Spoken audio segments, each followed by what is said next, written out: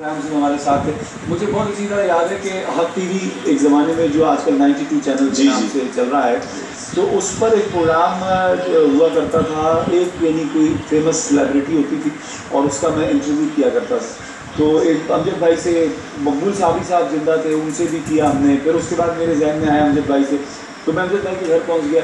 میں نے کہا یار امجد بھائی ہم نے ایک پروگرام کرنا ہے. پہلے تو کہنے لگے یار میں طبیعت صحیح نہیں تھی، کھانسی بہت تھی ان دنوں ان کو.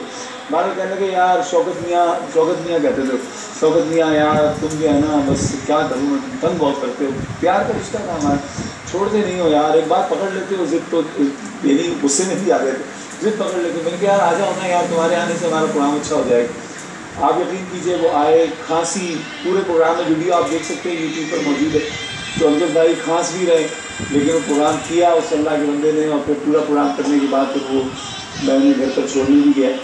تو دوران پروگرام بھی کھانستے ہوئے کہنے لگے میں ناظرین سے معذرت چاہتا ہوں. تو ویسی میاں کو میں نے کہا تھا، شوکت میاں کو میں نے کہا تھا مجھے کھانسی ہے، لیکن یہ بزد سے کہ نہیں بھائی چلو. تو اللہ کے نیک لوگوں کی باتیں جو ہے نا وہ باتیں رہ جاتی ہیں، یادیں رہ جاتی ہیں. اور لوگ جو ہے نا وہ دنیا سے چلے جاتے ہیں. کہ وہ کسی شاعر نے کہا تھا نا کہ جانے چلے جاتے ہیں کہاں دنیا سے جانے والے، نہیں قدموں کے بھی نشان نہیں ہیں، بس چلے جاتے محبت والے لوگ. تو ڈاکٹر صاحب یہ جو افریت ہے اس نے ہماری کراچی کی سماجی ایکٹیویٹیز کو بہت متاثر کیا.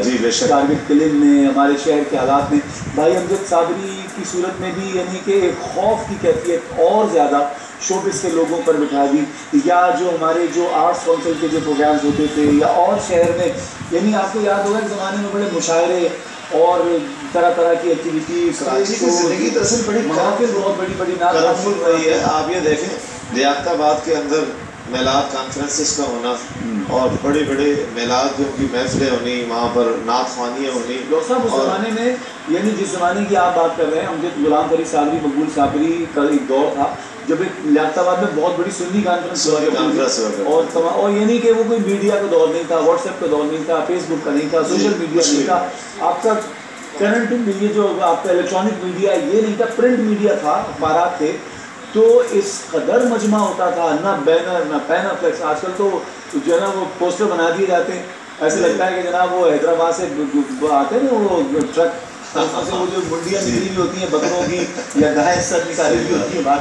آج کل تو ہمارے ایسے پوسٹر بنا رہے ہیں سب کی منڈیاں لگی ہوئی ہوتی ہیں. تو وہ یہ بھی ایک دور نہیں تھا. اور اس زمانے میں اس قدر لوگوں کا آنا ایک شہر کے پرسکون ہونے کی علامت.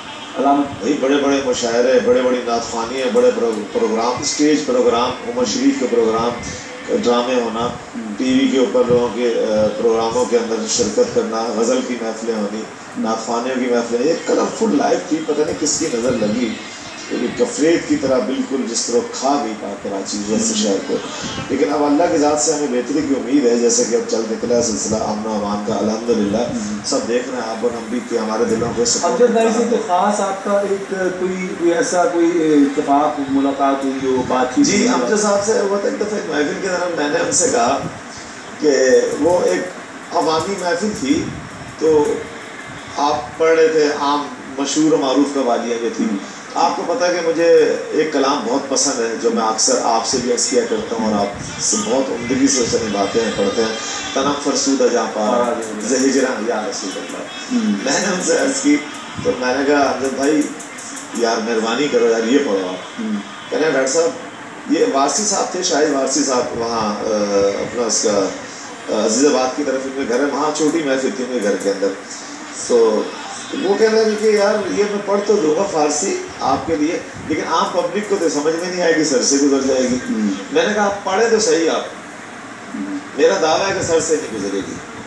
آپ ایک بار دل سے پڑھ دیجئے. آپ یقین کیجئے جب امجد صابری نے تنم فرسودہ جہاں پارا پڑھی دل سے، یار اچانک ایسا کوئی انوائرمنٹ بنا ہے کہ وہ باجا چھوڑ کر کے کھڑے ہو کر کے جھومنے لگے. انہیں وجد ہو گیا. وارسی شاہد وارسی صاحب کے گھر کی محفل، ملن ہاں وہ خود باجا محفل ان کے ساتھی پڑھتے رہے. ان پہ وجدانی کیفیت طاری ہو گئی. اور وہ رقص جو ہمارے ابوالعلائی جہانگیری سلسلہ ہے، ہمارا دربار جہانگیری سے ہمارا تعلق ہے، اور الحمدللہ ابوالعلائی جہانگیری سلسلہ ہندوستان پاکستان میں سلسلہ چشت کی ایک خاص برانچ ہے، میں سمجھتا ہوں، اور بہت پاورفل اس میں کام کیا ہے۔ وجد میں آ گئے، وجد میں آ گئے جناب، وجد میں آ گئے تو ان کے گرد ہلکا کر لیا گیا کہ بھاری بھرکم جس سے گر نہ جائیں۔ کچھ بچوں سے لڑکوں سے میں نے کہا کہ ذرا احاطہ کر لیں، گر نہ جائیں۔ تقریباً 15 منٹ تک ان کے اوپر کیفیت ہوتی ہے۔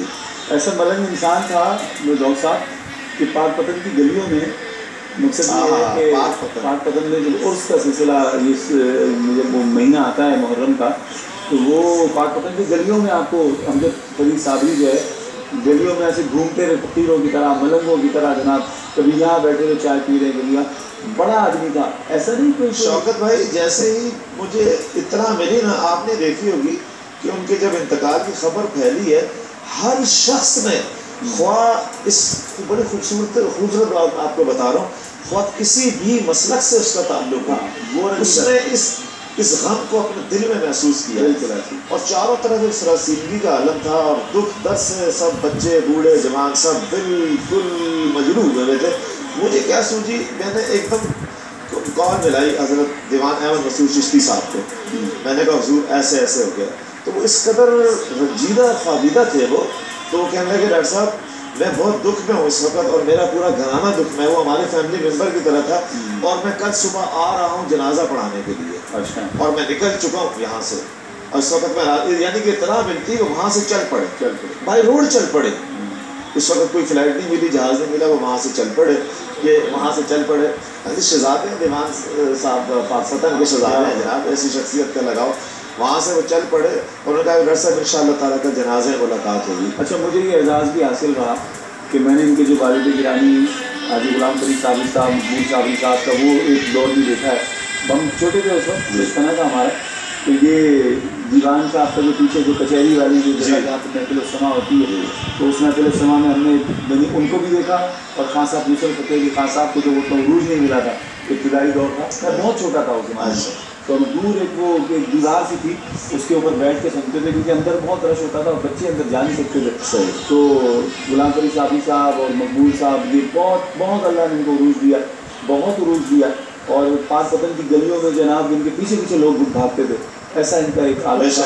اور پھر وہی عالم امجد کا بھی ہوا، امجد کو بھی اللہ نے بہت بلند آواز سے نوازا تھا، بہت اونچی آواز تھی اس کی، اور بڑی پاٹدار مضبوط آواز تھی، اللہ نے ان کو نوازا۔ پر یہ کہ ڈاکٹر صاحب وہ وقت گزر جاتا ہے، وہ جو اثرات جو اس وقت تھے رمضان میں آج نہیں ہے، آج ہم ناظرین کرام ہم یہ تو محسوس کر رہے ہیں کہ بھائی امجد صابری کے حوالے سے آج کا دن منایا جا رہا ہے، اور امجد صابری آج ہمارے درمیان نہیں ہے۔